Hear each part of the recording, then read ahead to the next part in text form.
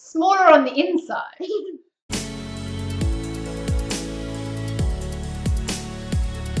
Hello and welcome to the Pink Hair Girl podcast. My name is Sally Jane and it is the 22nd? Thanks. 22nd of March, I think. Yeah, the 20th was Friday because that was the eclipse. And the 21st was yesterday, 22nd of March. Yes, the 22nd of March. Not that it matters because I don't think everybody watches it at the exact time, but it just gives you a reference from when we recorded it. The 22nd of March. And it is actually quite late in the evening, so I'm hoping that the light plays along and that it's not too dark. It is now 6 o'clock in the evening, and I normally record this on a Sunday morning, but our weeks have kind of been a bit topsy-turvy. I have to apologize for there being no podcast last week. On Sunday, when I normally podcast, on Saturday, I had to take Rachel to her Kaylee campaign, the one that she's doing the fundraiser for, and then I met a friend for tea while she was there. And on Sunday, I had to take Rachel and Titus to swimming because Caleb was doing a micro nippers life-saving. It wasn't really a competition. It's more like they sort of getting used to competitions. Yeah. They do only one a year. I mean, the others do competitions almost sort of one a month or something, and they only do one in the year, and it's a participation thing, and they all get a medal and they all get a T-shirt, and it's it's quite sweet. So we had that, and then it was on Clifton Fourth Beach, which is on the other side of Cape Town to us. So after I'd had Titus and Rachel swimming in town, we then went to go and meet Emma and Caleb, who were at the nippers competition, and then we met a friend for lunch. And it just seemed important to have a family day that day. That was the day that it had been 4 years since the geek sister died, and it just seemed important to spend the day as a family, not try and rush back. And I mean, we could have just come home and Emma would have looked after the children and I could have done a podcast, but it just seemed to be important to do that. And then I can record during the week, and I could have made a plan, all the rest. And then I thought, actually, this needs to be fun for you and for me, and it's not always easy for me to do it during the week. And my parents were arriving on Wednesday, and so I just thought, well, if you're anything like me and you watch quite a few podcasts, you probably have heaps that you're catching up on anyway. So to have a break from one of them for a week is not such a bad thing in any case. But I'm back, and I cannot remember what I told you last time. And if I repeat anything, I'm really sorry. I will try not to. And hello. It's really good to be with you again. That was my very long, rambly intro. And it's not going to make any sense with why I called this episode Smaller on the Inside. So let me explain why I called this Smaller on the Inside. When I was telling Emma about it, he didn't immediately get my reference to Doctor Who's Bigger on the Inside. So if you didn't get it, that's what my reference is. It's just opposite. Basically what this means is this episode is going to look really long because I have quite a few things to talk about. And yes, I've got all sorts of stuff. I mean, it's been 2 weeks since I recorded. We've got new chickens. My parents have moved down. Rachel's thing, I got a swap box of all sorts of gorgeous things I want to show you. So why I've called this Smaller on the Inside is because you don't have to watch all of it. I'm going to put all the knitting information in the beginning. Although we're already, I don't know, 3 minutes in and I haven't even got to the knitting yet. But then people won't watch the next bit about the chicken. Well, that's their choice, you see. Not everybody is interested in chickens. So I'm going to put all our information later at the end about our new chickens and a video I took of our beach, another one during the sunlight. You can see out to Robben Island and to Table Mount and all that sort of thing. So I took some more beach videos. I've taken lots of videos of our new chickens, and it's a whole story about that. And so if you are interested in that, and I'm probably going to do a bit of a regular section near the end on the progress of our chickens, but also a bit of sort of urban farming stuff, because now that the chickens are out of my vegetable garden and we've remodeled the garden, I'm going to be doing quite a bit more planting. And although it's coming up to our winter, I'm going to talk a bit about fixing soil and all sorts of things I discover as I go along with planting stuff and growing stuff. So if you're not interested in all that sort of things, you watch the first part of the podcast and it will be shorter, therefore smaller. And if you are, then you can watch the whole thing. So essentially, the podcast can be smaller on the inside if you like to only watch the first knitting part. So without further ado, let's get on to the knitting part.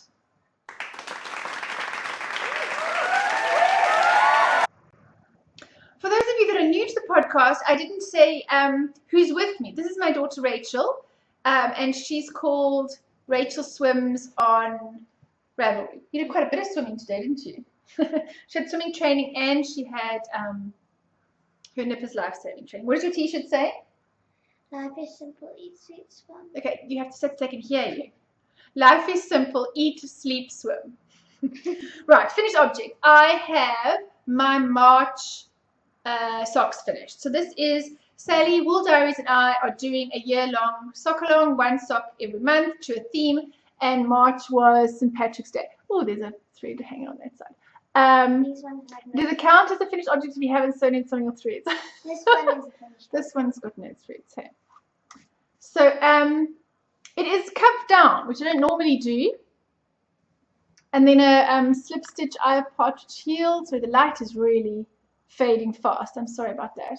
And it is on, this is called Paddy's Pot of Gold. It is on Electric Carnation's Gold Sparkle base. And there are two, and they are finished. Whoopsie, whacking myself in the face with it. And they're finished. And I did, I increased the heel to, I'm trying to find heels and stuff for a very high instep. And so I decided to do the heel flap. I don't like knitting heel flaps. Seriously, all that picking up and blah-de-blah-de. It does fit better, but I'm not sure this is my final stop on solving the high instep problem. I was actually reading the, you know, the Fish Lips Kiss heel, and I said, don't worry about all that waffle in the beginning. Just do the pattern where you'd normally do your heel. Go read the waffle in the beginning. It's actually quite informative. And I am now, for the first time, going to do a foot mold for Emma. And I'm going to knit a pair of socks properly to formula for him. And she talks about, apparently it's going to be an update to the pattern.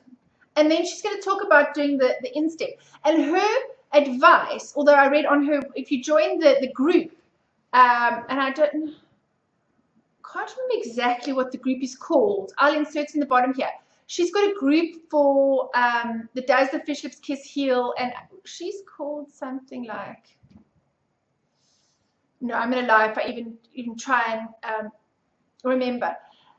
It's like Tech Knitter or Geeky Knitter or something, but she's all about the maths and all the figures and all the rest. And there was one person who was talking about a high instep, and she said when you increase the stitches before you put in the heel, those stitches that are to go across the top of your foot where it's higher, you know, you actually don't include those in your heel, which I thought was quite interesting. So I'm going to try the Fish Lips Kiss heel. I'm going to increase again. This time I increased to 80 stitches. So I think I had 40 on each needle. No, I lied. I increased to 62. Sorry. So terrible rubbish. I know I knit on 64. I increased to 72 because I was using the eye of partridge heel and it was only, I mean, I could have figured it out, but I thought and I could do a slightly longer heel and I could make it, you know, adjusted like that. So I went to 72 stitches. But what is interesting, and I included half of that,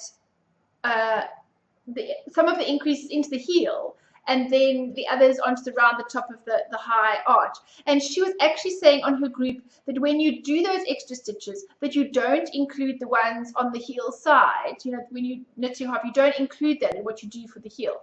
So I want to read a bit more about that, and I haven't actually checked because I printed my pattern out, and I want to just check that there hasn't been an update on that. I'm not sure when she was planning. She said when the update comes, then she was planning to address those issues of the high instep. But it's very interesting where she talks about where exactly to put the heel according to where your heel bone goes, and then about instep and all the rest. So actually that waffle in the beginning is well worth the read. Don't let that put you off.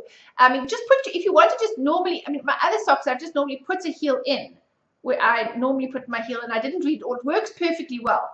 But if you are striving to get the perfect fit, I am now going to knit a pair of socks, make myself a foot mold, and mark my heel point and see if that makes a difference. Increase for the instep like I did for these just before you do it, 1 inch before to increase the stitches for the so from a 64 to a 72 or whatever, and then but not to include those in the heel, to still do the heel only on the half. So it'd be interesting. Anyway, so that was my March socks. Dead chuffed with them. I think I didn't. This one I did. This one I did break and rejoin the yarn because the stripe was going to be funny otherwise. But this one I didn't. It worked out fine. Oops.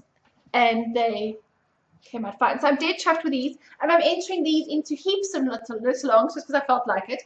I'm entering these into the FO and dye sock along.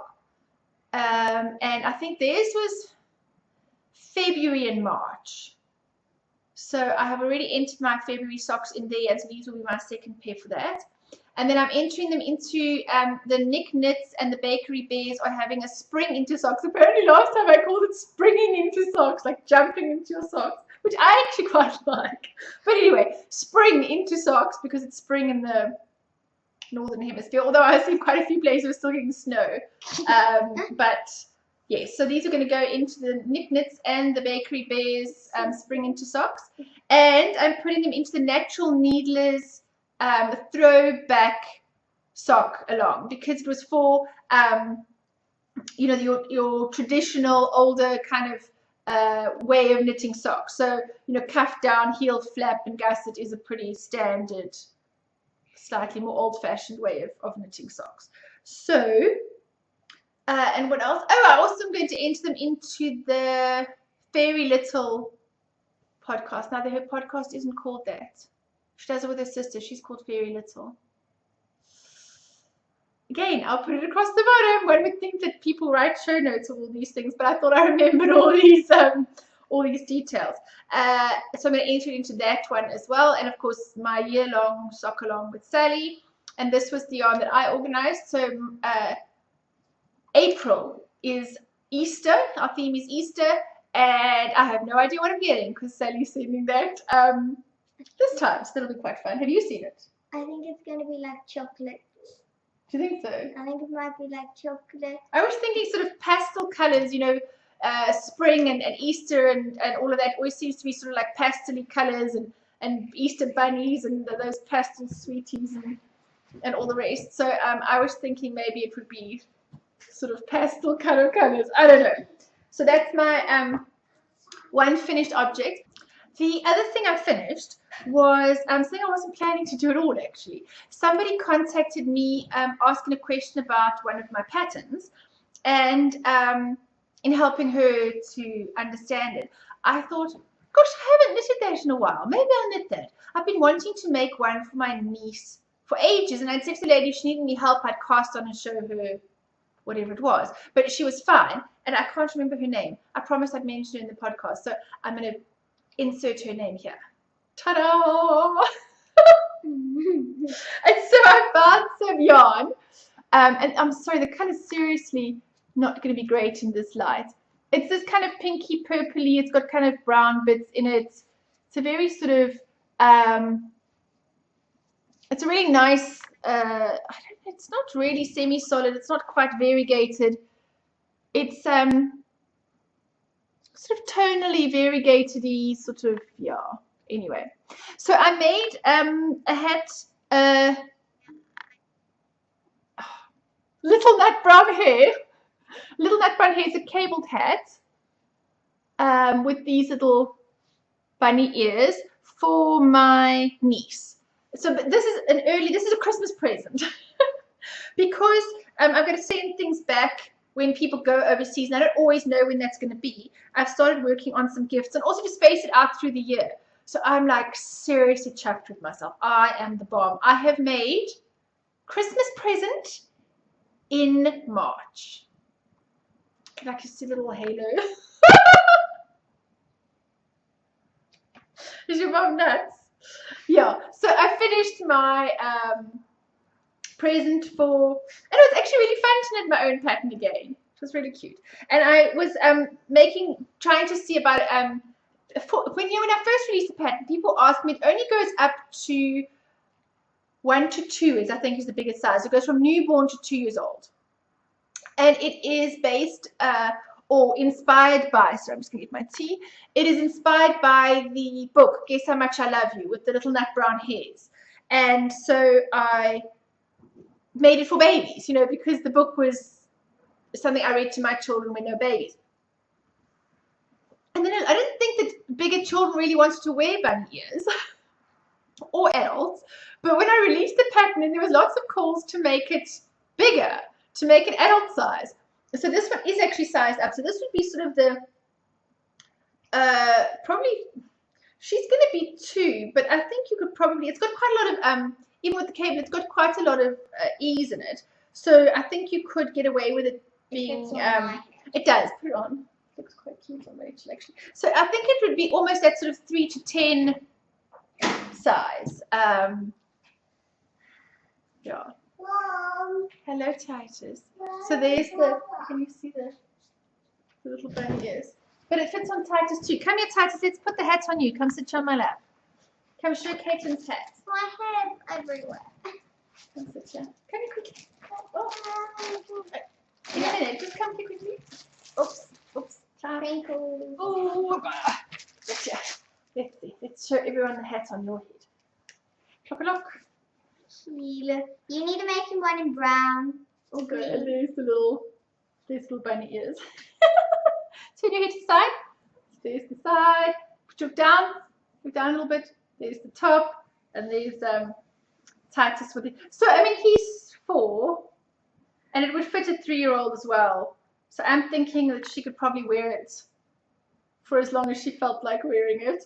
Not really sure how long she's going to want to wear a bunny hat. And apparently she quite likes hats and clips and all of these kind of things. She doesn't pull them out. This is for my sister's daughter in, you guys are rustling papers, in the UK. So that's my little nut brown hair patterned by me.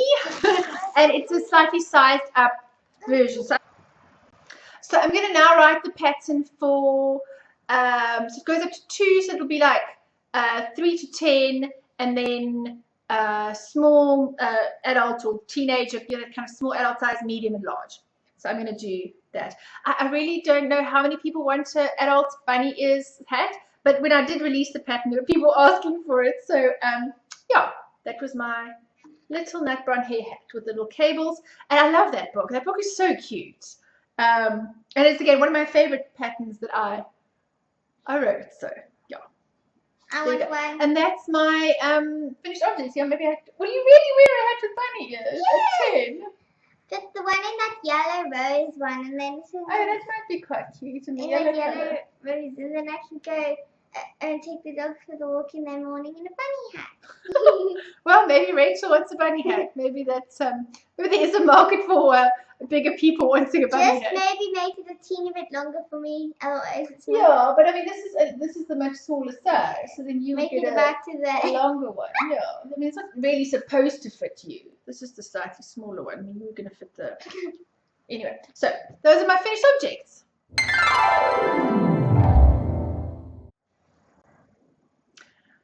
WIPs, works in progress, which makes me remember that my friend Julia was saying to me that if you are new to knitting, that all of these abbreviations are very confusing. WIPs and FOs and frogging and tinking and the KAL, KL, and all of these sorts of things. So she asked me what all these things mean.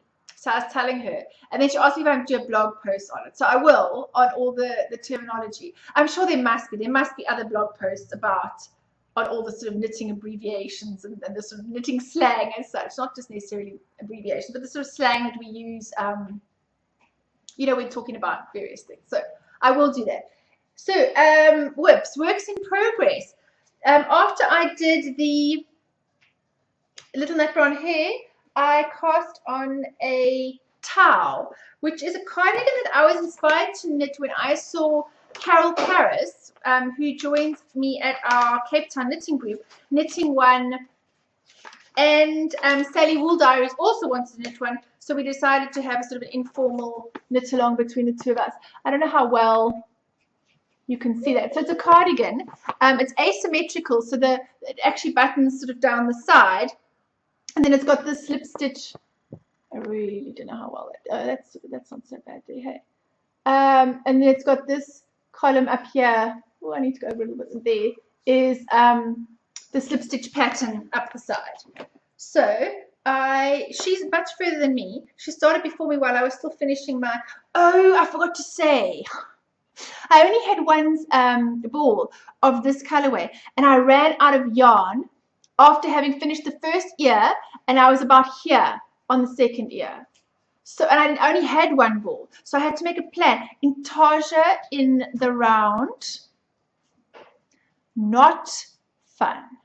Actually, no, this one I did flat and I seamed up the side, and I wasn't 100% happy with the join because, you know, normally when you seam on the side, you need to leave a stitch, which is like a one that you match a stitch in, and then you can pull it closed, and that stitch kind of goes inside, if you know what I mean, if you do it properly, and then it forms that perfectly flat seam. But the pattern doesn't really allow for that because we're supposed to do it in the round, and then the two stitches, you know, form the little bit going up the side here in stocking stitch, almost like a rib bit there, really, between the garter.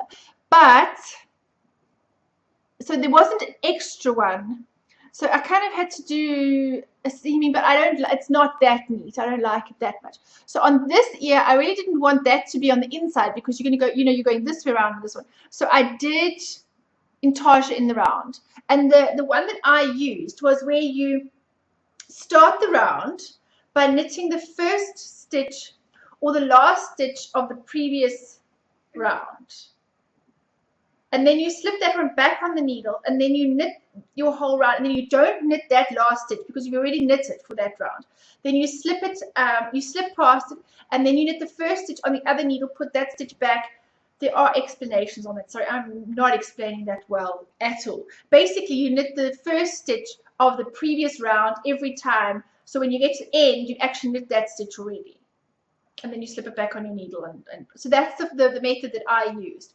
And it actually worked quite well, but it's a bloody pain in the bottom to do intarsia in the round. So it does look quite cute with the ear in a different color. So I'm not going to include, I will say you can do intarsia in the round when I do the bigger pattern. If you want to maybe try and squeeze this size out of 100 grams, but essentially you do really need a little bit more. 150. No, not quite 150, which I know is a bit rubbish because then you're breaking another skein. But I mean, it is what it is. Or you just have to do it. Yeah. So I mean, you can do intarsia in the round if you want to, but it's not the greatest.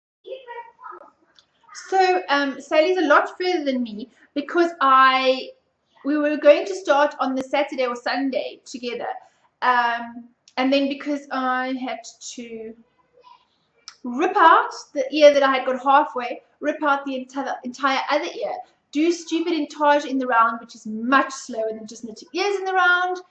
It took me a whole lot longer before I could start my towel. So she is heaps in front of me, and she's knitting in orange, and I am hugely jealous. Actually, we almost swapped yarn. I have this kind of chocolate brown color, which she was quite jealous of, and she has orange, and it's the same yarn. It's both nurturing fibers. So we thought we might swap yarn, but then I only had 4 balls of yarn, and she's got 5. And I'm playing a little bit of yarn. Yeah, I didn't win yarn chicken on this one, and I'm doing it again. I'm playing yarn chicken on this one again, but I should be all right. The biggest problem is for my size, I have plenty of yarn, but I have very long arms and a very long body. I'm only a smidgen short of 6 foot, and so I have to knit quite a lot more body to make jerseys long enough. So I was worried I was going to run out of yarn. Sally's also tall like me and also has long arms. So if anyone was going to run out of yarn, it better be me with my, you know, I only had 4 balls to start with, whereas she had 5. So she had, you know, the extra ball in reserve if she needed that. So we didn't land up swapping yarn in the end. And I keep looking at hers and thinking how lovely it is. But I have an orange lush cardigan. So I probably did need a bit of variety in my wardrobe anyway. Brown can go with anything. Orange can't. I guess so. You can't mix orange and what? some other colours then. Orange, black and brown don't mix so well. Why not? I think that sounds lovely. Anyway, this You color, bad with colours. I'm not bad with colors. Daughter's so rude. This color is not going to come up at all well now, especially with the bad light. And hopefully next week when I'm further along, I can actually show you what it looks like. It's nurturing fibers in the truffle colorway. This is a fingering weight sock wool, which is 330 meters per 100 grams. I have cast on. It's knit top down with the raglan as you go along.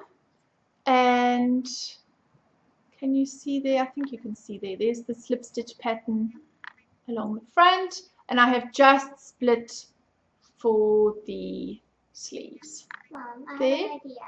I don't know if you can see, it's coming up a lot darker on the screen. It's got quite a lot of sort of almost chestnutty browns. It's very semi-solid.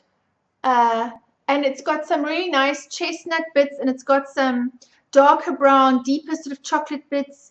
I would say like a chestnut, a chocolate, and then almost like a bitter chocolate, like a deeper color. You know, it's a lovely, it's really nice, variegated. I'll have to show you next time better light. We're just trying to quickly squeeze in. Idea for how you won't run out of what you have done. How? Make it for me. Yeah, nice try. I'm not making it for you.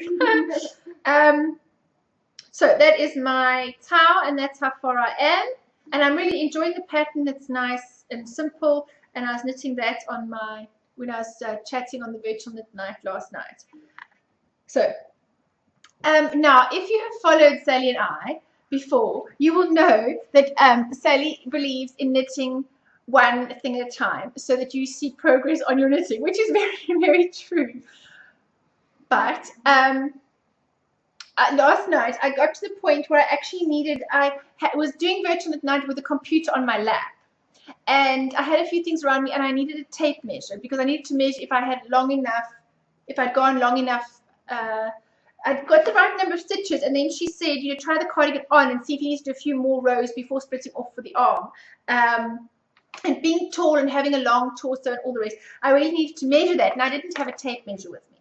So I could have either gone on and on. I added a few extra rows without doing the raglan increase anyway underneath the arm, and then I could either just keep going or wing it or whatever. So then I thought, well, no, I won't do that. I had another project bag next to me on the couch with some sock yarn in it to make some socks for the geek for his birthday. So I thought I'm just going to cast that on. So I actually did cast on a pair of socks last night while I was on knit night for the geek, and this is an opal. He's unsure as to whether he likes this. He thinks it's a bit bright for him, a bit exciting. He likes quite boring socks. I mean, it's just blimmin' navy blue, man. And it's got a bit of green and some yellow and some black and white bits, or black and red, which is red bits. Red and white. Anyway, so we'll see.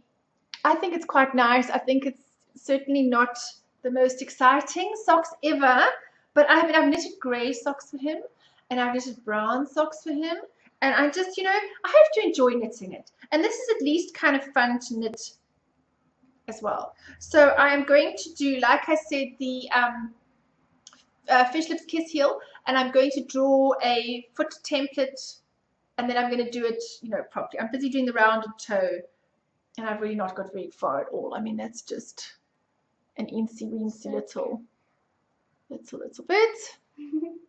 that I've done so far. And I did a bit of this at swimming with the children this morning. I took them this morning, whereas Emma normally takes them.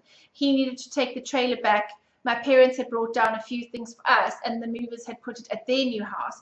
And so Emma and his brother had used a trailer yesterday to bring it to my house, and he needed to get the trailer back this morning. So I had taken the children to swimming. And because I was at the point where again I need to measure and split off for sleeves and all this, it is really nice to have a mindless project to knit on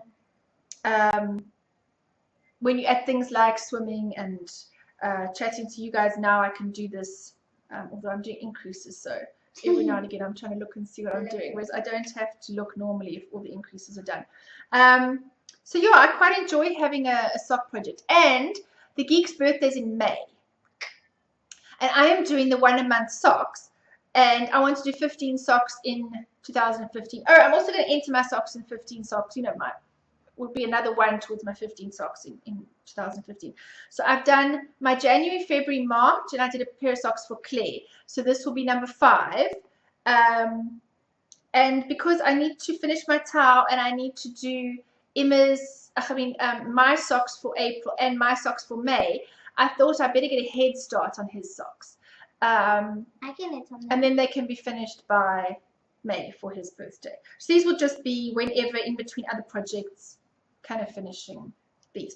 So those are my whips. I haven't knitted on anything else. I haven't done my blankets. I really can't remember if I said last time, and I don't think I did. I am really unsure about my log cabin blanket. I love the pattern. I really want to do it. I enjoyed doing it, but I don't think I have enough variety in my colors. You know, I dyed those ones and they're all kind of a similar palette because they were over that yellow. And then I have, I got at that closing down sale, some pink and some sort of coral color and some browns and a navy blue. But I don't have any sort of brighter colors, just to lighten it up a little bit in certain spots. So, and I have mine is DK weight, and I have very little, actually, like make that 0 DK weight scraps. Nothing, nada. I haven't knitted a lot in DK actually. So, whereas, you know, knitting socks every month, I have sock yarn scraps and I've been swapping sock yarn scraps and stuff, but I've got nothing, DK, nothing, nada. So it's going to have to wait until I kind of either find a couple of balls here or there in DK weight that I want to add to it, or I don't know. Can you get DK weight mini skeins? I don't know. I can't even offer to do a DK weight swap with anybody because I've got nothing to send you. So I've kind of put that one on hold. And my sock yarn blanket I just haven't done because I needed to catch up with Sally on the towel and just haven't, yeah.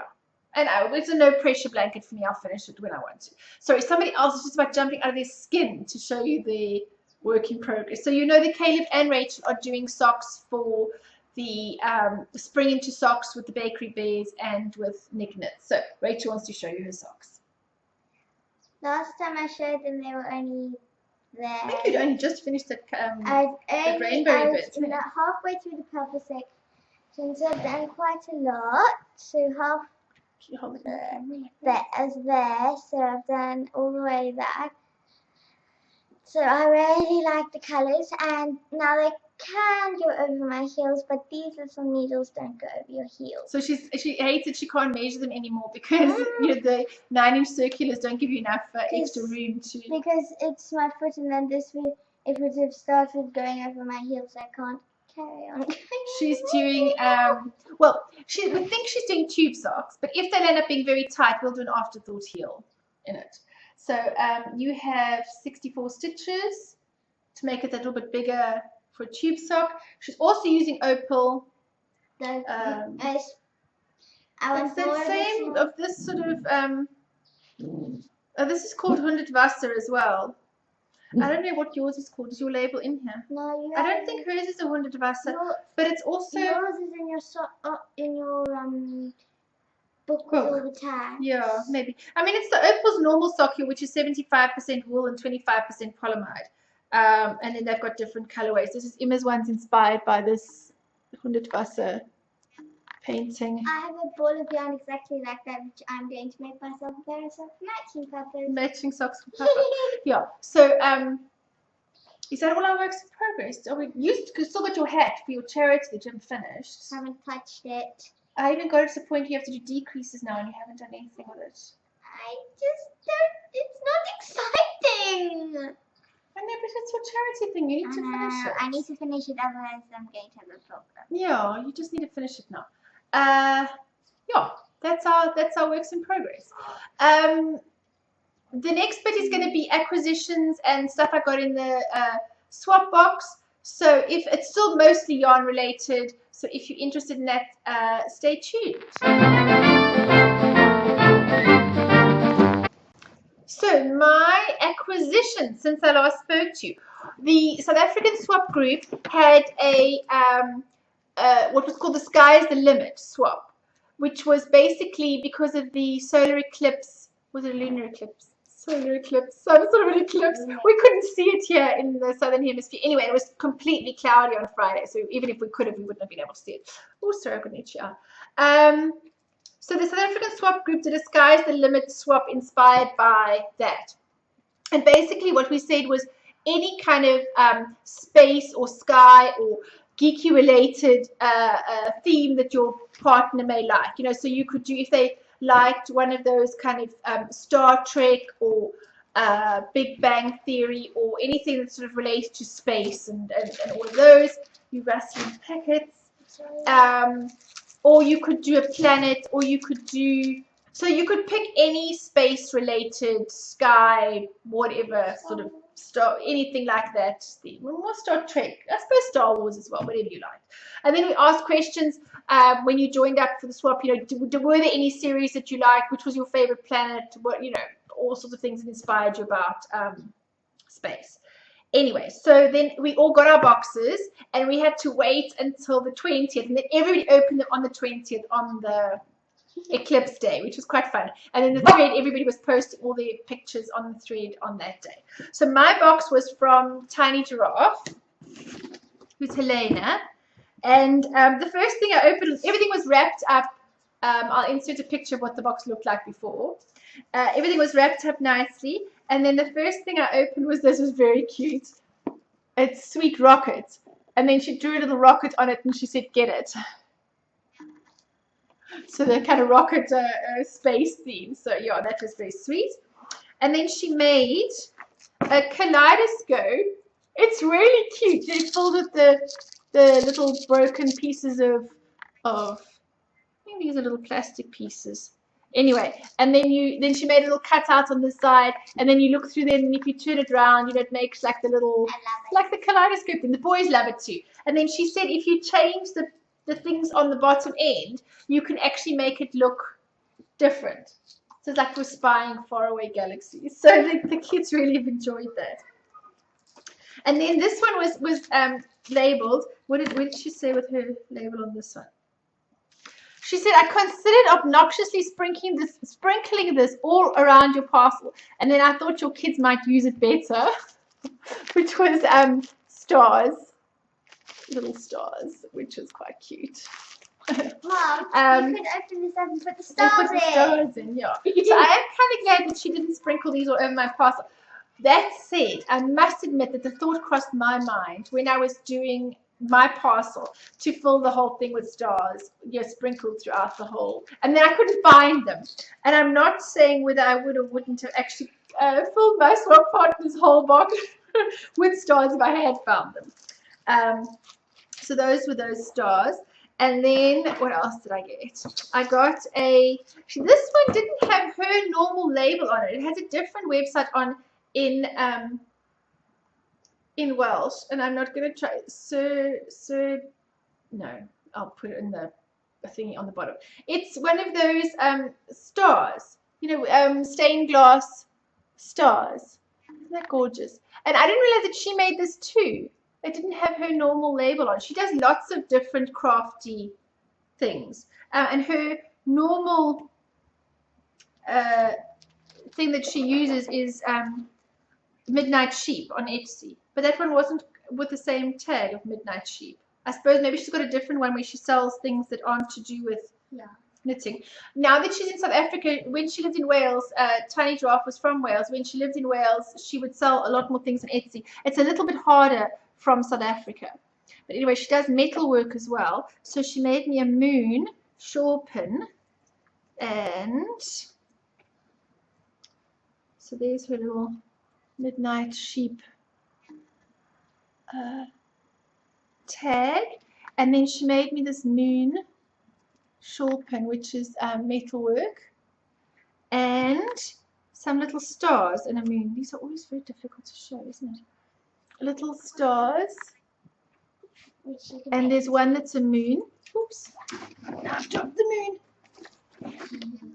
A little moon as well. then 3 stars. And 3 stars. But she also included some little earring hooks. You know, the sterling silver earring hooks, in case I want to make these small ones into earrings, which I thought was very cute. Or I can use them as stitch markers. So she made so much of the stuff herself. I mean, she said she made the star, she made the kaleidoscope for the boys, she made the shawl pin and these little silver thingies. I mean, the shawl pin is beautiful with the moon. And then what else she made? This is really clever. She used a couple of them in the parcel, you know, when she did that, and then wrote on the other side and attached it onto the parcel. Like, you know, she said you can unscrew the chamber and fill it with different things to see different galaxies, which was for our kaleidoscope. And then she gave me the rest of the puzzle, which she painstakingly made little holes in each and every one and put some string on it to make gift tags. I mean, how cool is that?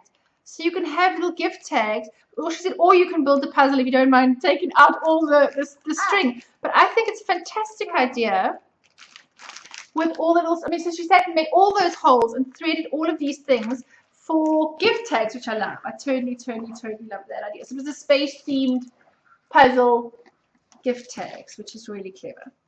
And then I got some bulky yarn. So this is,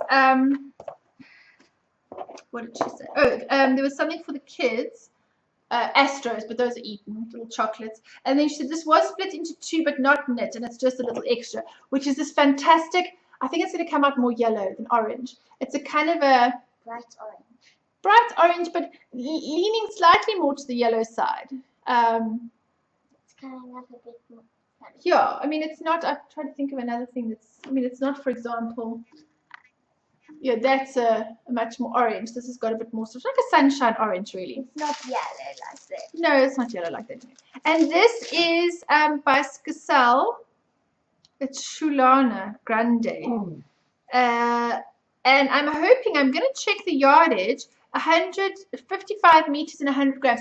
I'm hoping that this has a similar yardage to the baby alpaca that I knit the lapsang hats in for my sister, because I'd really like a lapsang hat myself. So this, I'm hoping I can make an orange lapsang hat for myself out of this, and if I can, I'll be dead chuffed, because it is orange and it's chunky, and the lapsang hat is a beautiful pattern, and I don't have any for myself since I knit 2 for my sister, but you guys know that story, don't you? So and then I'm going to leave the best one for last. So I'm going to go for the, well, geez, it's really hard to pick, but I know that this one was a lot more, I know it gave her nightmares. So then she, Helena spins. And so she spun 2 skeins of yarn for me. This one is Jupiter, and it is kind of like the oranges, greys, browns, sort of. I think it's got quite a lot of natural colors of the yarn, and then some of it must be dyed because there's sort of reds and oranges, yellows in it. So this is Jupiter, and the wool is Merino, Corriedale, Romney, lamb's wool. It's also got alpaca, mohair, angora, and sparkle. I really don't think in this light you're going to see the sparkle. Anyway, isn't it gorgeous? And Jupiter's my favorite planet because it's orange. Well, Jupiter's my favorite planet anyway. And that is, and this is a really good, I mean, Jupiter is sort of more grays and browns with the sort of orangey or orangey brown stripes around it anyway. So this is probably a really good representation of Jupiter. Anyway, I think it's absolutely stunning. I love it. So this is 60 grams, 100 meters, and I would guess it's about a DK. Yeah, maybe about a DK weight. It's lovely. And it smells nice. Then, give this to me, Rachel's mommy's. Then I got, this is called A Galaxy Far, Far Away. Merino, cotton, and sparkle and beads. 355 meters in 100 grams and 50 grams of beads. And this is in the most amazing blue, green, dark blue, black, all the sort of galaxy colors. I really hope it's actually not so bad. Picking up some of the colors, and then the beads are spun in, and it's, I think the beads are on the cotton, And she said the cotton, because the cotton is, I guess, what you call bob. Look, I know zero about spinning. Oh, that's what we need to show. You need to go and get the pack of stuff that Helena sent us. I met Helena when I was in Pretoria visiting my parents before they moved here. And we were talking about spinning, and I said how much Rachel wanted to spin. I've never spun before. I have always been worried that spinning takes away knitting time, and that I have so much yarn already. And then I worry that if I spin, first of all, your fibre can also be expensive, and then I worry that I'm going to spin rubbish yarn in the beginning. So I'm going to spend money on making rubbish yarn. And if I looked at the Knitting Annie podcast, then like her first attempts that most will do, like overspun and thick and thin and blah blah blah, you can't really knit anything with it. So I've always been a little bit put off by spinning, but Helena was telling me it is really worth learning to do, and I know Rachel is dead keen to learn to spin. So she had actually sent us some roving to spin as well. So what I was saying was I don't know even what this method is of plying I think it's just plying maybe. The two together. I don't know, I'm so rubbish. Plying the cotton with the beads around the merino. So I think that's what it's called. So basically we have a monster right now. So that was my swap castle with all this amazing stuff from Helena, and so much of it she handmade, which was just amazing. And the space theme, and I was really absolutely blown away with how kind she was with everything that she'd included for me, and the whole sort of space theme that it carried through the whole thing. And so she'd given me the box when I was in Joburg, and I kept it to open now. But then subsequently to chatting to her about spinning and how much Rachel wanted to spin, she had actually posted us a pack of, you see now there are all sorts of names. I know that there's roving, and there's bats, and there's fibre, and there's what are those, Rolex, and see, I do watch some people that spin. I have no idea what they all are. What is it called if it's like plaited in a little doodah like that? Ready to spin. Yeah, I know, but what is it called? What is that? Roving. Is this roving? There's roving like it's running that blanket thing. I don't know. You see, we're totally clueless. Anyway, so she sent us this whole bag of different pieces. And she said, Sally, Jane, and Rachel, start with the rough ones marked start here. So there's this one. It's ugly. This one. That's what I do.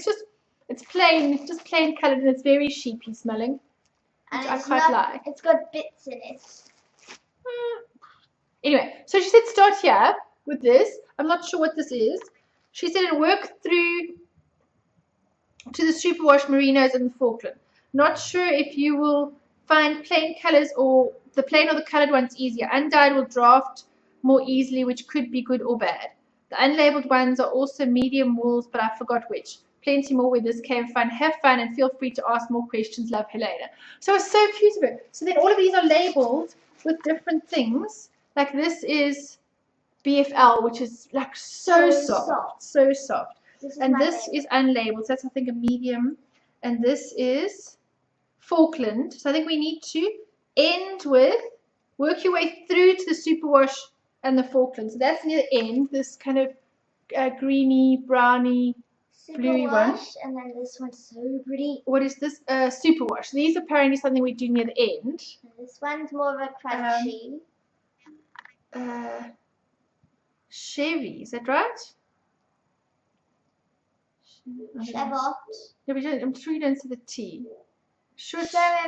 Well, right under the bit. I will. And this is a light greeny kind of colour. It's not coming up there. It's very And light. here's that's my favourite. a Welsh black. So my favourite. Rachel loves this Welsh black. It's got kind of like little white dots. hairs in it. And it's kind of. And there was another one. What's this one? Oh, this is unlabeled as well. And then this. So some are crunchier feeling, or some are softer. What's that? Shetland. So we've got all of this to spin. So, I mean, as you can see by me saying I don't even know what these things are called, plaited up like this, I know nothing about fiber, about spinning. I don't even know what drafting is. I think that's where you pull it out. I don't know how you're supposed to pull it out. I don't know if you unplait this and then.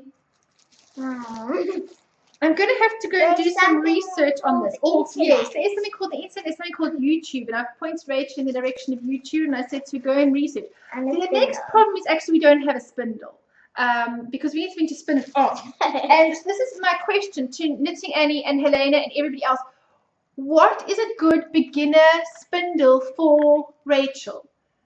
I mean, I presume I'm going to have to learn at the same time. I'm not sure spinning is ever really going to be my thing. Mine. But I actually think it's something that Rachel might enjoy. You can knit, I can spin. You can spin it and I can knit it. Yes. Yeah, we have to spin well enough for me to consider that I would knit with it. This is what I'm ending with because I want this to be the prettiest. Anyway, so, the other problem is because knitting isn't so big in South Africa, we don't have a lot of suppliers of anything, really. We don't have a lot of fiber suppliers. And we certainly, I don't know where to get a spindle. I know there are some things online where you can make a drop spindle. And I don't know if it's worth asking. Somebody said a dowel and a round thingy and a hook on the bottom. If you're a beginner, surely you need, not saying you need to start with a base, because I mean, that's obviously not true. But surely you need something that makes the process of learning easier. And I don't know if you need a heavier spindle, if you need a lighter spindle. Knitting Annie was talking about that the spindle must be very balanced. Something if Emma makes her something and we don't even know what we're doing, how would we know that the spindle was unbalanced? See, like seriously, we know nothing here. So please stop crinkling that. Put it down. It's nice. No, but crinkling isn't nice on a podcast. So I don't actually know what to get to. I'm thinking that maybe when my dad goes overseas with Caleb, which they are, I think, still planning to do at some point this year, or even maybe if my mom goes later on in the year, to get her a spindle from England somewhere. Importing is just really expensive. Yeah, I mean, the post office can take quite long, and so sometimes I prefer to send stuff to England and then let somebody bring it here. Also, import duties are just ridiculous. Unless you're getting a gift, and something's marked gift, we have to pay import on just about everything. I think I can get an Ashford beginner spindle here, maybe. Somebody said something about a Turkish spindle. So advice, please, on what kind of a spindle to get. Could the geek make it? Is it worth buying a very expensive spindle in the beginning? And I don't know if she's going to like it. Yeah. So what do people think about spindles? And then, like, what do you start with? Okay, so we've got this bag from Helena to start with. But when you're a starting spinner, surely you don't want to buy like really expensive rovings or bats or whatever they're called and just mess them up. Is there like do you buy something cheaper in a bulk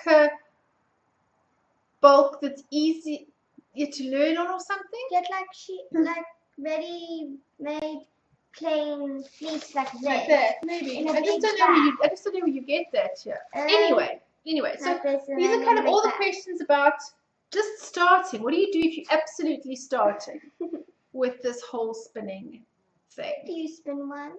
I didn't. It was a disaster. I kept dropping it was this drop spindle, and they were just thick bits and completely overspun bits, and the damn spindle just kept falling on the floor all the time. And I was so worried I was going to break it. And I get anxious when I'm not good at something, and so when I'm not. I just didn't like the feeling of not being good at doing this. So we'll have to see. I'll certainly help her on her journey, and we'll see.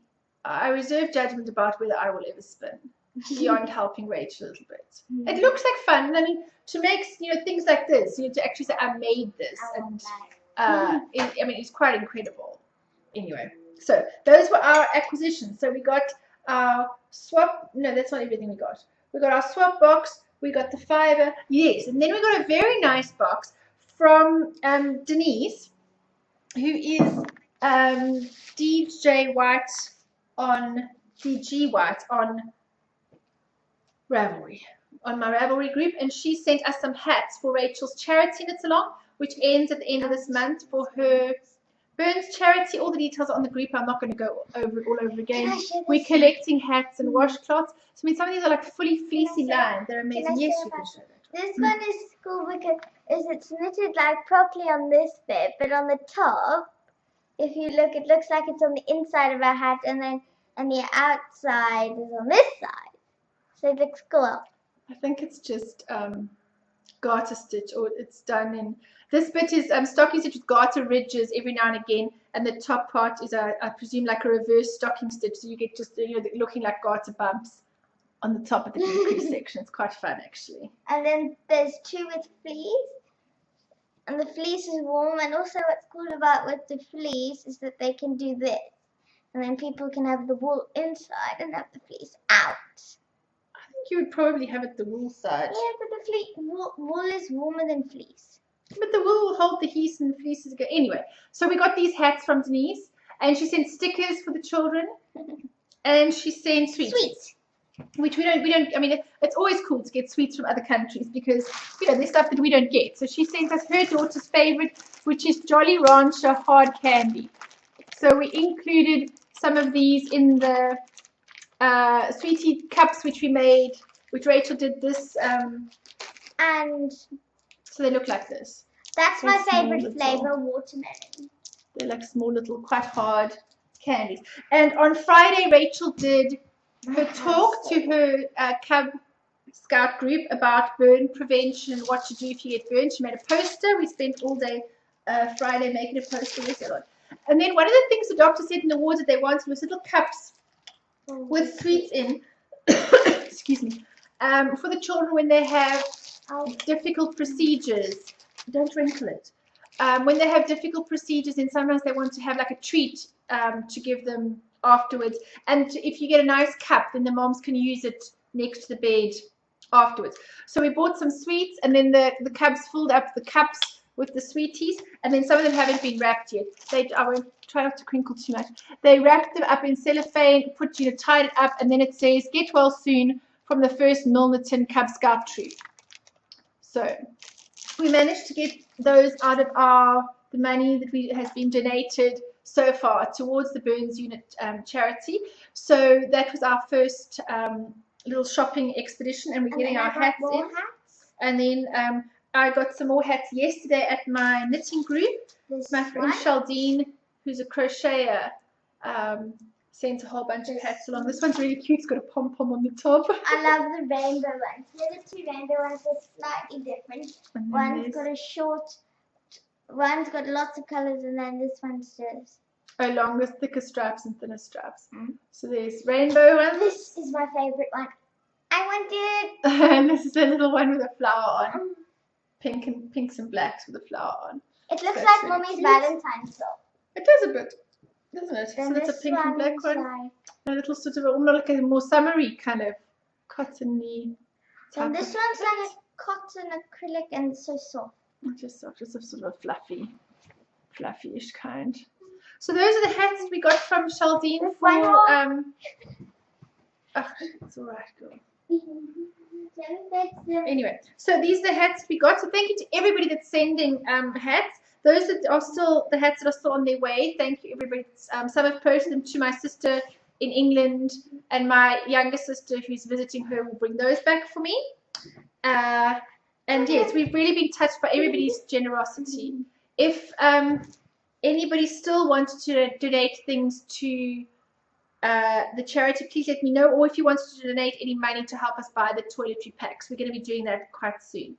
I forgot. Yes, Julia. Last week when I met Julia when Rachel was at Kaylee campaign, she gave me some very little baby hats. Yeah, some small baby hats, and then some washcloths. She gave me two. This one I can't decide which way round it's meant to go. This way. I don't or know. this. It's just with it's a garter stitch with. And then this one's a triangle. With yarn overs, which is very cool. So that's all the hats and washcloths we've been getting. So that's amazing. Thank you so much to everybody that's been sending things for Rachel's Drive. Finishes at the end of the month, and we've been really touched by everybody's generosity. And we will keep you posted, especially when we go hand over everything to the Burns unit at the Red Cross Children's Hospital. It should be quite an amazing experience to just be able to help that little bit in like a very small little way. So that's our acquisitions.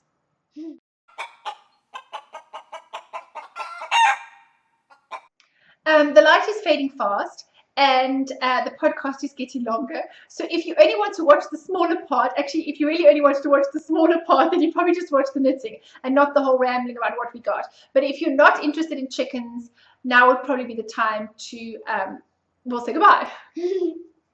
Bye. If you are interested in our chickens, hello, and thank you for carrying on watching our story.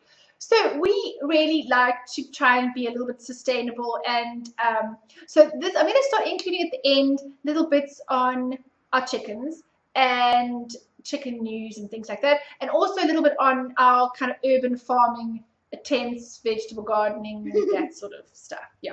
So if anyone knows things about this or has stuff to tell us, contribute, tell us things that you do or things you've grown or whatever you've done. Our biggest thing at the moment, I'll include some pictures of what our vegetable, I think I did a little video clip actually of where the chickens used to be and where I was going to do the new chicken coop. And so I will include some pictures of what it looks like now after we worked quite a lot today to clean up the old vegetable patch. And last weekend, was it last weekend? That's what we did last Saturday. We built a chicken coop all day. That's why last weekend we were so busy. Yeah, we were moving the what used to be the fence for the vegetable patch across the other side to make the new chicken coop, and we were so that's what we were doing last weekend. That was why we didn't do any recording as well. So yes, I want to resurrect my vegetable patch, and the starting point is just actually fixing our soil. The chickens were in the old vegetable patch for a while, so the chicken poo should help. But we live very close to the beach, so we have sand. And sand is notoriously difficult to grow anything. And also just the water doesn't sink. It just lies on the top and evaporates. So we almost have, in some cases with the wind and stuff, we almost have sometimes 100% water loss. So we need to fix the soil and look at drip irrigation and all of that. So that will come later. Let's move on to the exciting news of our new chickens. So I contacted the Cape Town Battery Chicken Rescue Group. And what they do is they once a month rescue chickens from a cull farm. So like when I've been talking to a couple of people and showing some people some pictures, not a lot of people understand what egg farming entails. Okay, now you see in the shop, there are free range chicken eggs, which are always more expensive, and then they're just your bog standard eggs. Now, a bog standard egg comes from what's called a battery chicken farm. Okay, and this means that the chickens don't free range. It basically means they live in very small little cages, all next to each other in a big row and stacked high. I will include some pictures here about what it looks like, and you'll see how closely packed they all are together. They don't get any freedom. They don't walk around at all. And basically, there's a little shelf where the egg rolls down on, and their food and their water is supplied. The temperature is controlled. There's daylight for about 18 hours a day. They don't see, they walk on grass. They don't move, basically. They grow very poor feathers. Their combs on the top are very pale and flop over, and they can be quite poorly. What happens is that as soon as they don't lay at a very high rate. I don't think any chicken lays 2 eggs a day. Chicken, and there's about 5 eggs a week, yeah. But they're expected to lay 7. I think they're expected just about lay every day of the week. As soon as they start laying less, as soon as they get older, they are sold to be culled. Often to dog food companies or because they're not really a meat chicken. They're not got an awful lot of. They're a little bit smaller. They're an egg breed. And sometimes a hybrid, but they don't want big chickens that take up a lot of space. So they're often sold just for slaughter. And there are chicken rescue places in a lot of countries. I know in England also you get the chicken rescue thing as well. So what the chicken rescue does is they buy those chickens are sold to wherever they're going to be made into dog food, or someone's going to buy, whatever the case may be. So if you want to save these chickens, you have to buy them at the price that they would have got to sell them off. But not that much. No, it's not that much actually. I think we paid 38 Rand per chicken. You've just got to, so this lady coordinates how many chickens people want to rescue as rescue hens in their home. And then she collects all of them from the cull farm, and then you go and collect them from her house. And so we got 5 chickens, one for each of us, and they're in a bit of a bedraggled state. They Penny's the word.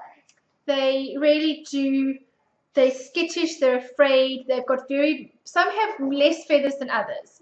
The one has no feathers on her neck. Most of them have very few feathers on their wings, as you'll see. And so we went off to go and collect our chickens in the box on Friday and bring them home. And I have recorded a couple of video clips of them arriving on Friday and settling in and meeting Jewel, our existing chicken, who wasn't terribly kind to them, I must admit. And she's big compared to them. She's like twice the size of them. Yeah. And so I'll include those videos just to say that we have named them since then. We didn't have names for each of them then. So, right, Rachel desperately wants to tell you what all the names are, except for mine, so I'll tell the story about why mine's got its name. Okay. Okay, Papa's one is Callisto. Callisto, which is a moon around Jupiter. And Caleb's one is Groot, which is like a tree thing in Guardians of the Galaxy, which is thought of mainly to be a boy, but Groot is kind of a tree, so he can be anything, so we call could be a boy or a girl. So yeah. Caleb's one is called Groot. Groot was limping yesterday afternoon, so we put her through in the back room. And yeah, Groot's actually isolated at the moment because she was limping quite badly. And when my other chicken, Jewel, came near her, then she tries, or when we go into the coop, she runs away because they're quite frightened still. And so she's using that leg too much. And I'm not sure what she's done. I'm really not. She didn't arrive limping, so I'm not sure if Jewel pecked on her or jumped on her, or if I don't know what she's done. And so we've just got to be a little bit careful with her. So she's separated from the flock, and she spent most of the day in the back room quiet. She has been eating and drinking, but she's been quiet, and I'm just hoping with her enough rest that makes her leg better. Then there's Henny Penny, who's the one, when you see the video, she has no neck feathers, and I said in one of the videos that she looks like a vulture. She does look a bit like a vulture. That's Henny Penny. That's Titus's chicken. She looks so cute, and as soon as she discovered the ladder in the coop, she walks up and down and up and down. And she's actually spent most of the day today hiding in the coop. She is quite skittish and doesn't really want to come out. So she really has spent most of the day. I have to keep an eye on her. As soon as a chicken isolates themselves, you've also got to keep a bit of an eye on them. So she loved going up and down and up and down and up and down the ladder into the coop. Because she discovered that she can walk now. Yeah.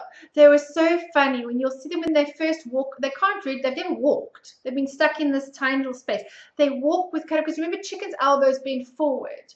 You know, our legs, our knee goes back. You know, they walk, and then they would kind of like pick up their feet like this and kind of pick up their feet like this. So chickens kind of waddle along, and they often hold their foot up like, what's this grass stuff? You know, and then shake out their legs quite a lot. And then they love the sun. They just lie there. They sunbathe. I've got a couple of pictures of them sunbathing. Because they've never seen it in their life. They've never seen sun. They would have never walked on grass. They've never picked. And the instinct, it is incredible to watch their instinct, because they have never scratched before. You know, chickens naturally scratch and pick up little stones and all the rest, and they just automatically knew what to do. And then your one just eats the grass. She loves grass. Your one, she loves. We've tried to feed her little treats. The chickens, like, I mean, when I go out there with the treats, Jewel just comes rushing over and eats it. But you know, I've tried to take little bits of bread out. We made porridge and fruit and stuff. But they're not sure of all this foreign food. Anyway, so they'll get used to it over time. And so those are the 3. And then Papa's, Caleb's, and Titus. So what's yours called? Mine is called Hermione, after Harry Potter Hermione, and she's the most adventurous one. She walks out of the box. She was the first to come out of the smaller coop area into the garden. And on Saturday morning, others were all huddled in the coop, and she was roaming around a thing, looking around. What's this? So she's quite adventurous. And then my one was nameless. until last night. I really didn't know what to call her. I wanted to, like, I was thinking of sort of geeky names or superhero names. I thought of or Sweetie because she's so She sweet. is quite sweet. Her I really, crest is really didn't know pecked down. what to call her. She's got the most feathers. She looks like a healthy chicken apart from her crest. We thought she was a bit picked on because her crest is a bit broken. And I'm not sure if it's because it was picked on or if she got a sore on it or whatever. Anyway, so she seems quite fine. But then last night on virtual knit night, Dave, it was an FO and Die knit night, virtual knit night. And Dave and his stories were just so hilarious that he had us all in absolute stitches. It was like laugh out loud funny. And so this morning, it just I woke up with this inspiration that I was going to name my chicken Dave after Dave from FO and Die because he's so funny. So that my kids think it's hilarious that I'm calling a girl hen Dave. But we've had a Jack hen before. Caleb wants to name a hen Jack. Because so we have had a Jack hen. Because he had a rooster named Jack. He had a rooster named Jack, yes. And we couldn't because we had chicks at one point, and you can't keep roosters in a residential area. And when you get chicks, you don't know what you're getting. So you could get roosters, and I think all three landed up being roosters. And by that stage, Caleb had got quite attached to his rooster, so we had to get rid of it. And so he was really upset. And so when we got the next chicken that was his, he wanted to call that one Jack as well. Oh, actually, his other was called Jackie. Even that was the boy. And then he wants to call this one Jack. No, and Jackie was when we thought they were all going to be girls because the farmer That's said. right. And then when we discovered it was a rooster because my one was Lily, and so his name changed to Lionel. Mommy came up with the idea. I thought of Louis or Lewis. Anyway, yeah. So we have had a Jack hen before. So now we've got a Dave hen. So that is a little nod to the FO and Die, Dave from FO and Die. And they have a podcast as well. Him and his wife, Ellie, run a knit night quite often. And they also have a podcast. And Ellie does yarns. It's well worth going to go and check them out if you don't already. I mean, a lot of you may know them already. So our last chicken is called Dave. And now we have blathered on quite enough. I will include the chicken videos. You'll see the one where I got them that evening and they were coming out of the box, one a bit later on that evening, and one I recorded on Saturday when they were settling in a bit more. And then there are also some video clips of our beach. And we could also show, maybe we could show a picture of how... I think I've also got a photo of each chicken. So I've tried to get... it's very hard to get close-ups of them. They're very skittish. I can do that. I've tried to get photos of them. So I'll also try to include each one with their name underneath. I'll help you with that. Okay. So thank you very much for watching. The light is failing fast. The Emma and the geek is outside with the boys, and I'm sure Emma, who is the geek, and the boys are outside, and I don't think they are that impressed with having been banished outside now. And there've been lots of interruptions, and I'm sorry about that. But this is episode 31, finally out. Thanks for watching. Bye. These are our new rescue chickens. I'm just letting them into the bottom part of the coop and not out of the garden yet. The noise behind is Madam, our existing chicken Jewel, who is very interested to see what's going on, but I don't want to let her near them yet because they are in a little bit of a state of shock. So she's a bit protected that they're in her coop, but I'll let them out onto this grass at a later stage. This is the cage we fetched them in, and they're all in there. This is the one over there I'm a bit worried about. She's got a very pecked on comb on the top, and she had a bit of a squirty poo, and so I'm going to have to keep a bit of an eye on her. She's very skittish. Most of them, as you can see, they've just gone and hid in the corner over there. The actual coop is quite big. It goes all round under there. That's the... Let me move this box a bit. Oh, so I can show you. The whole coop. It's got an underneath section there and a bit of a laying. This is where their food is. Over here, a feeder over there and some water. I've just put up a box there that they can lay in if they want to, although these little steps over here, oh, I need to fix a broken step there, actually go up into the main coop, which might be a bit dark. No, you can see, here's the straw for them to sleep on, and the actual laying boxes are over there, but I'm not sure if they're strong enough to walk up into the coop to lay. So I've put this box down here for the moment, that they might lay in that tomorrow or something. Apparently we're supposed to keep them a little bit contained for the first few weeks. See, so that's the coop, and then it's got a door there, but the actual chicken area is this whole area here. That door's normally closed, the dog's inside, so that door's normally closed, and this is the whole chicken area like that. Well, they oops, I must just not let my chicken in there with them at the moment. She's very interested in what they're doing, but I'm not sure that she's ready to make friends yet, so we'll just see how this lot does for the moment. Oh, they're actually venturing out a bit. They're walking about. As you can see, they come from what's called a cull farm, so when they're a certain age, not very old, and they stop laying as much, they just killed. They're sold off to be dog food or whatever, but they will have been confined their whole lives. They would never have had this freedom. They will have been in a tiny little box where they would have had daylight for 18 hours a day, and then just made to lay eggs, really. And you can see some of them are in a pretty bedraggled state. They should all have completely red feathers. You know, they should be covered in red feathers. They shouldn't look and those two over there actually have quite a lot of neck feathers. There's one hiding down over there. You can't really see with the light. That has, you know, its neck is almost completely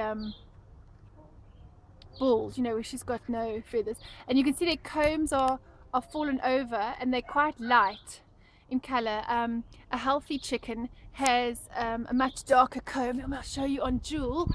Where is she? Jewel, where are you, girl? You'll see her her comb is bright red and standing upright, and she's got all her full feathers, as you can see, and the others are very bedraggled. So the unfortunate cost of non-free range eggs of farmed battery chickens is that the poor animals that have to supply the eggs look like this. So this is the cost of us getting cheap eggs. So if you can possibly afford it, I encourage people to eat free range eggs, because otherwise this is what the poor birds look like. And as soon as they're not laying to the farm standards anymore, then they just get cold. And these chickens, once we've got them sorted out and new feathers and all the rest, they should actually still be you know, pretty productive for another year or two. And this will be the first time any of them have felt grass or sand or sky or anything like that. So like the lady said, even if they don't live very long, although we don't have any really sick ones, I'm just going to keep an eye on that one, although she seems to be pecking away there and doing okay. They should all be all right. But I mean, even if they last a month, 2 months, whatever, it'll be more freedom than they've ever had in their lives before. So yeah, I will keep you updated on our chicken journey. I've let Jewel in with them because they all have got to go to sleep in the coop tonight, so I've let her greet them through the door. So I just want to see what she does. She's like going right up to where that one's eating, just sort of say, no, you can't eat that, I'm gonna eat it. Just being a bit protective of her space, but she's not rushing in to peck anyone yet. I think she maybe realizes there's more of them than her, but she's doing fine. I'm really hoping that she's going to show them how to go up into the coop, and that she's going to show them where to lay eggs and that sort of stuff. It's about 6:15 in the evening now, so at some point soonish she'll be going up to bed, and she perches, roosts at night. These chickens won't know how to roost, to go up onto a perch. They've never done that, so there's a lot of straw on the bottom. Hey, Jewel. She's just showing a bit of dominance there. Hey, Jewel. So we've just got to keep a bit of an eye on her. Just got to make sure that no chicken is really totally picked on and hurt. I mean, a bit of a pecking order is unfortunately kind of part of being a chicken flock. So she's just not. Hey, Jewel. She's just much bigger than them. Go on, move away. Go on, move away. So, sorry, I nearly dropped the camera. She's gone back out here, but she's still very talkative. She's not rushing to go back in again. So there's her bowls. I've just put extra food and stuff out there when she was in this bit. I think she's kind of satisfied that they're not going to eat all her food. And here's the poor wee girls. I'm worried they're going to be cold tonight. The temperature's dropping a bit. Some of them don't have much feathers. You know, in the battery farms, the temperature will be controlled. So I'm just hoping that our temperature's not going to drop too much tonight. It's not. Oh, here's the little one that's, you know, I was worried about with the crest that is a bit pecked off, but she's actually integrated all right. She stood on her own for a while, but she's, you know, they're sort of staying together really. So I don't like bug the chicken lady every 5 minutes with my questions, you know, like, do they need a chicken jersey? I'm guessing if I haven't got, look at the poor one's got hardly any feathers on her neck. I'm guessing if I haven't got a chicken jersey for them yet, that, yeah, there's not much. I wonder if I move out of the doorway, but if any of them will come out here on the grass. Apparently we should keep them in the coop a little bit so that they learn to lay eggs in there and they don't lay them all over the garden. I mean, not that our area here is that big. I mean, I don't find any eggs that they laid anywhere, but I thought maybe just before bed we let them out a little bit, see what they think of grass.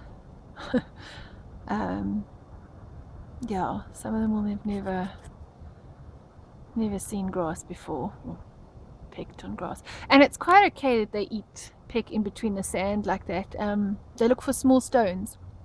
Chickens don't have teeth, and so they have to have a layer of small stones in their croup that they then that grinds up their food, and they kind of pick in between everything and all the rest. It's actually quite alright for them to be pecking at the grass and the ground and looking for little stones and gravel and stuff. Chickens will really eat anything. They're a bit stupid.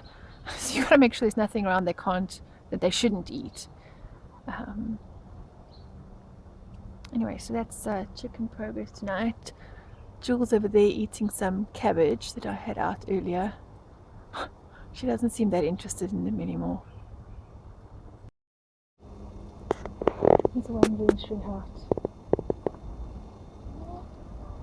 So this will be the first time ever on grass. No, she's gone back to be with the others. But the big world is scary. They haven't seen this much space. But she came out, and here comes another one. No, she's just at the door. This part of the chicken coop's got the granadilla growing over it, so it feels a bit contained. So I still need to take the crates away that we fetched them. This is actually just Pippin's box. We had 3 of them in there, in this box, and then we had 2 of them in the Sainsbury's crate. When I used to live in England, the Sainsbury's dude did a delivery of shopping, and my ex-husband asked him if he could have the box, and the dude said yeah. I don't know, like I thought they would use them for other deliveries, but apparently not. So oh, here's Titus. Hi Titus, do you want to come say hello to chickens? Is Pippin out? Let's watch Pippin. Come. He can't get in. No, he can't get in, but he's not allowed to get to either. No. Pippin! Look, there's the chickens. What do you think, my boy? Look at all of them. Look at all of them. Let's see if they laid some. Oh, shame. No, they haven't laid any eggs. But They have! oh no, that's Jules' egg from earlier. I left Jules' egg in there so they could see where they must put the eggs. Pippin. Pippin. He's a terrier, so you have to watch him. And he's got a real hunt instinct. So he can't get in there. He can't get. He wants to get in there. I'm going out there and distracting him. I'm going to get it and shoot up when I get. Go on, go on. He knows he's not allowed to be there. Anyway, Okay, so today is Saturday, and the chickens have all survived the night. They're outside now, and they're actually sunbathing. they love This will be the sun. first time they've been in the sun and feel what sun feels like. Apparently we've got to watch them that they don't get sunburnt because they've got no feathers protecting them. Oh, sorry, there's a helicopter going over. I'm going to tell everyone their names. So the one closest to us here without the comb is mine, and she's still nameless. We're not really sure what to call her. Mommy can't decide. The one just behind that is With the Emma's. very big Red H floppy one crest here is Christmas no Callisto, or something like that. And then which this is Papa's. Apparently it's a moon around Saturn. This one over here, is Groot. Groot. Caleb called her because apparently Groot in the movie Guardians of the Galaxy. Guardians of the Galaxy doesn't have, well, I suppose most people think of it as a male, but it actually doesn't really have a gender because it's a tree. So Caleb said a Groot could be a girl or a boy. Now in this corner is Henny Penny, So Henny Penny's the one with the lighter completely flopped over crest and the And bald neck.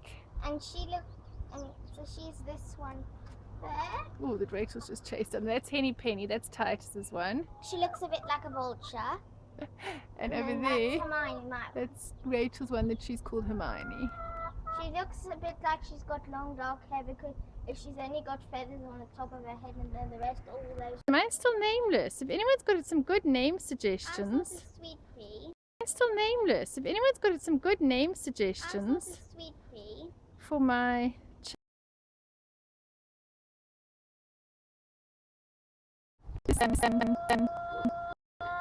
Henny Penny, and she just loves going up and down the ladder that goes into the coop. She just goes up and down So and like up. all day she's just been going up and down. And then she just was walking around here and then squatted Just down. laid an egg next to the pot of oats. They don't want to eat my oats, but they Here's there's the the egg. eggs. There's our first And it's boiling. here's our first battery chicken It looks rescue egg. nice. So she's just going up and down the ladder the whole time. I think this is like marvelous fun. Like a roller coaster. She goes into the coop, she scratches around a bit. She went into the box where that other one is over there, and I thought she was going to lay the egg in there, but and no, then just plopped it down over there. plopped it on the ground next to the pot. Hello, Groot. I'm going to have to put some tags on them because as they get more feathers and start looking less bedraggled, I'm not going to be able to tell them apart. I can tell chickens apart easily though. Yeah.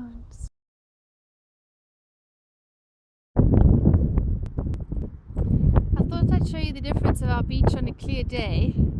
I think the last time I showed you, you couldn't actually see as far as Table Mountain. There you can see the sand dunes from last time, and there's across to Table Mountain. There you can see Rachel and Pippin running on the beach.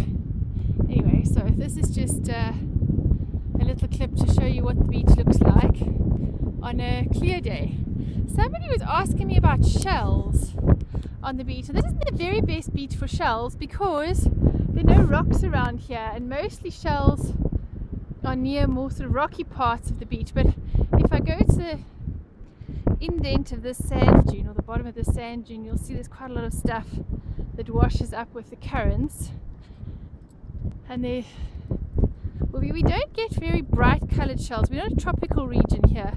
Along the Durban and KwaZulu-Natal coast, there'll be a lot more shells. But as you can see, this is sort of the basic kind of shells that we get. And these ones are the brighter ones. Yeah, there is very pretty ones are the abalone shells, which you do get that wash up sometimes, but actually you've got to be closer to the rocks. And then further along the coast there's a nature conservation beach and a whole lot of kelp forests and rocks and stuff. And when that has storms or washes up or stuff, you get the little pumpkin shells, little I don't know if you know what pumpkin shells are, the little sea urchins around the green pumpkin shell. So I'll try and find one of those one day. But this is our beach with the view down to Table Mountain.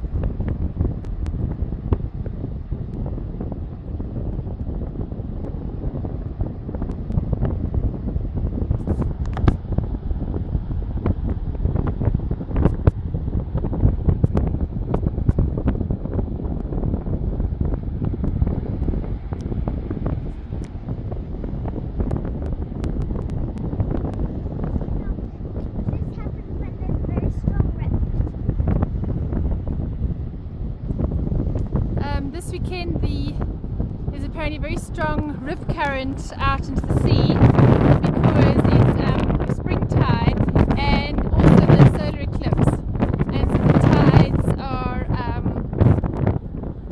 particularly strong today. It's actually quite far out. It's low tide at the moment. We'll walk a bit further out into the sea. But there's quite a strong rip. You can see it going across over there. You can see where those two lots of waves join, and you see sort of two circles of in there, and that's the rip current that will drag out. And so the rip is very strong today. I don't know how much you can see on this camera. It's quite clear today. Further out, right down there, is Robben Island, and that was where now. So I've never been out there. Sadly, the tours out there are phenomenally expensive. They are really. So I've never been out there. Sadly, the tours out there are phenomenally expensive. They are really priced for tourists, which sort of means that local South Africans, because our currency isn't very good, and people come with foreign currency, which is obviously a lot better, and so the tours out to Robben Island are very expensive. So it would cost an awful lot of money for us to take the whole family out there. I'd love to take the children one day because I think it's such an important thing for them to see and know about, all the history of South Africa, the good and the bad, and what we do to make sure things like that don't happen again. But yeah, I've never been. I'd love to go. Oh, sorry, I'm in the water now and it's pretty chilly, so I'm trying to do a retreat. It's very cold. It's kind of like skin aching cold, like bone chilling. Oh my goodness, ow, ow, ow. Aina. Ow. Sorry. So here's what I'm walking, and it's not even very deep. But if you've ever watched my podcast before, you'll know that's as deep as I ever go into the sea. I have lived in Cape Town for 4 years, and I have never got more wet than that. Because this sea is freezing. It is absolutely bone-chilling cold. Anyway, here's the rip current. You can see it here, right in front of us, where these two bits pool, and then it kind of makes a line like that across. Is a rip current. Obviously, just walking like this, there's no problem. But for any of the surfers or anybody bathing out in the sea, yeah, it goes.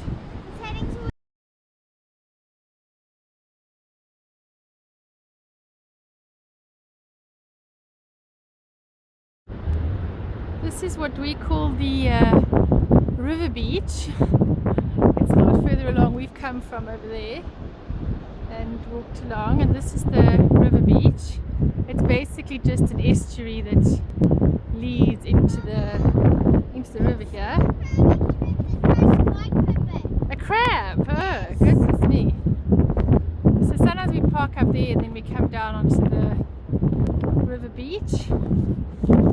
And then the water's a lot warmer walking in this sort of river stream here. It's also a bit more yellow and brackish as it comes from inland. And then that way goes, of course, off to the main beach down there. But we don't take the dogs down to the main beach. Too many people and dogs, and I don't think you're actually allowed. Too many people and dogs, and I don't think you're actually allowed dogs on the very main beach anymore. You used to be allowed to as long as they were on a lead. But I think people that were afraid of dogs, or some people's dogs, were a nuisance, or they don't take poop packets with and pick up. Where?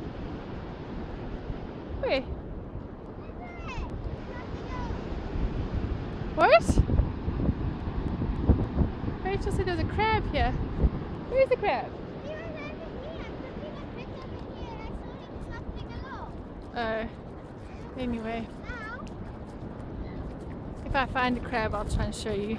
I've got a crab skeleton, a dead crab, the whole crab that we picked up on the beach walking with my dad the other day, which is quite unusual. You normally find bits, but you don't normally find the whole thing. So we were able to show the children where all the legs join and the pincers and the little things it's got right underneath its mouth with all the hair on it, the way it waves the food into its mouth. So it's quite interesting to be able to show the children exactly what they look like. Anyway, so as you can see, that bridge over there is where the river comes along. The birds like to sit here and feed. And then up there on the hill is the old age home where my gran lives. And further along down into the main part of Melkbos is the house where my parents have just bought. Yeah, so I was just, oh, Pippin, I'm tripping over Pippin's lead. Pippin can't go off the lead because he's too naughty. He runs away and he barks viciously at other dogs, even though he's just a pipsqueak. He tries to take on Great Danes and all the rest, so he's got no manners, so he has to stay on the lead. Whereas Moby's very good. He will greet other dogs nicely and doesn't get himself into trouble, stays quite close, comes back when you call. On the main beach you wouldn't be allowed to. Anyway, so on the main beach you wouldn't be allowed to. Anyway, so this is just the river, and you can see it's got more sort of pond life and sort of where pond life meets seaweed as the sea and the pond mix, because the tide will actually come up quite high at night. As you can see, there's quite a lot of sort of seaweed debris quite high up. The river's not too full. The river's usually Yeah, the river's actually quite Mommy, not so. look, there's grass. Oh, apparently there's some grass. My shadow's over it. Pippi's decided to pee on it. Oh, Pippi's peeing on the grass. Just walking up a bit closer to the more sort of. Oh, careful. You can see all the bulrushes there, and looks a lot more like a river or whatever than it does the sea. The dog's, you know, is it a bit deeper than you thought, maybe? It's all muddy here and gross. Anyway, and birds all around. It's quite pretty. It's just another bit of our local